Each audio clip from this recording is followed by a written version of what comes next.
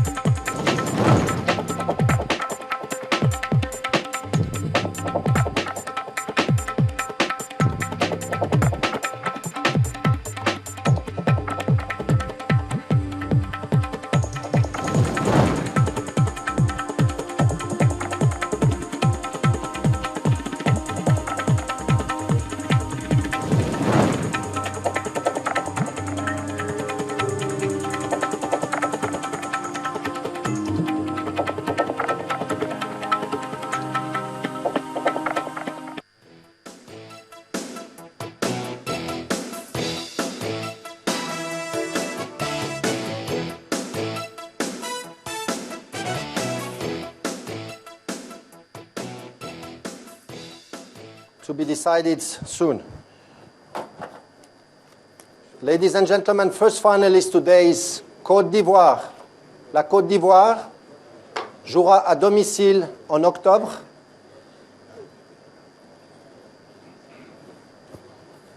The visiting team in October and the opponent for Côte d'Ivoire is coming out of this ball now.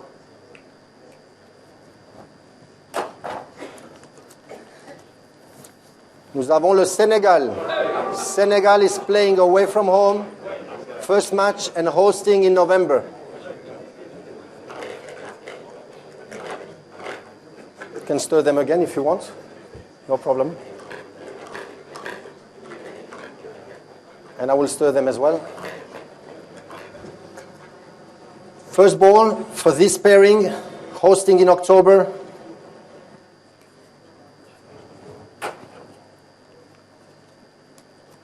We have Ethiopia. Ethiopia will be hosting the next match in October. What's happened here? Oh, that's paper. It's empty, I'm sorry. Just that you see, everybody. It's been cut, but there's absolutely nothing, huh? And the rival, the opponent for this match Playing away from home first, Nigeria. All right, so the die is cast. We need to just begin to get prepared. I know some. Just hold on. George Alo joins us this morning. Our roving editor of Sun Newspapers. Thank you for coming on today. But you know, the thing with these draws, when we see these kind of opponents, we somehow, again, maybe by default, just think it's a walkover. Just put in a little work. Some even think just a stroll in the park.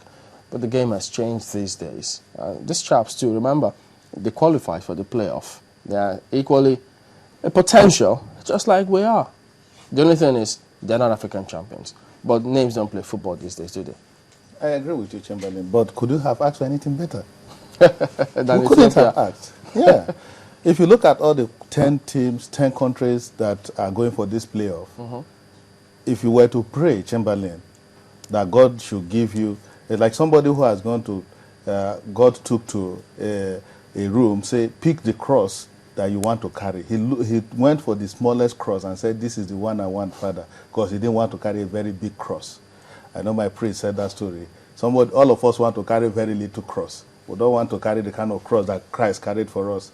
So if we were to go into a room as Nigerians to say, go and pick one of these countries, we'll all go for Ethiopia.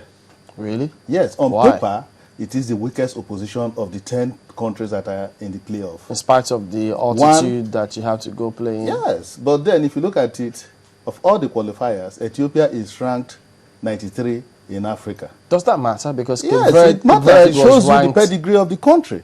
It shows you the pedigree of the country. So ordinarily, we should have picked Ethiopia. I'm sure that if you do a census and ask Nigerians who they will want as our easiest of opponents, it is definitely Ethiopia. Well, yes. We wouldn't ordinarily want to go for Cameroon, because when the Cameroonians, yes, their football is down now, but when Cameroon faces Nigeria, they become tigers on the field of play. Or would you want to go for Black Stars of Ghana? Well, now we see that Tunisia will play Cameroon. Yes. But don't forget that if not for Cape Verde, who missed it, they would have been the ones playing Cameroon as we speak. Yes. But the same Cape Verde that was ranked way below Tunisia upstaged them. I agree with you that sometimes you have upsets in football, in every other sport. The same Cape Verde went to Afro basketball in Ethiopia, coached by a Nigerian, Mora, and got to as far as the semi-finals of Afro basketball. That is in basketball. And we didn't get that. And Egypt came from nowhere, even with all their crises, to play the finals and lost to Angola. So there are upsets.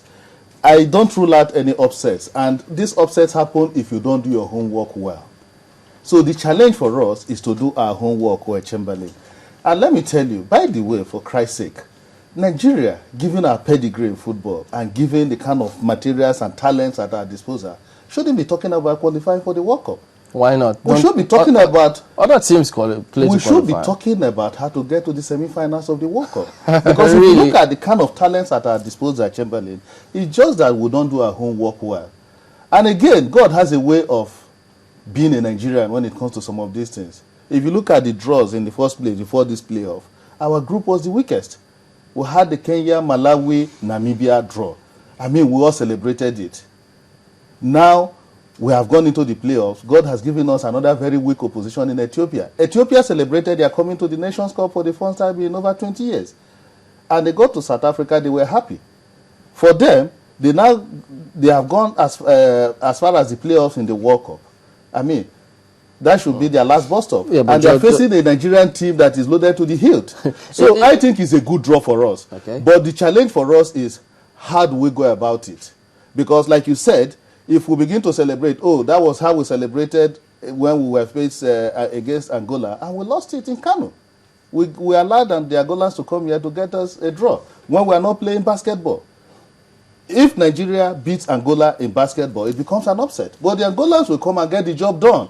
They went to Cote d'Ivoire and got the job done in Cote d'Ivoire at Afro basketball. So for us, football is religion here for us. We should, for Christ's sake, get this job done. I see a situation where if we put our hearts together, get this job planned very well, we should be able to beat Ethiopia home and away.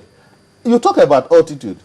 We should go to Kenya, for instance, 1 week to the game. But look at the last match we played in Calabar.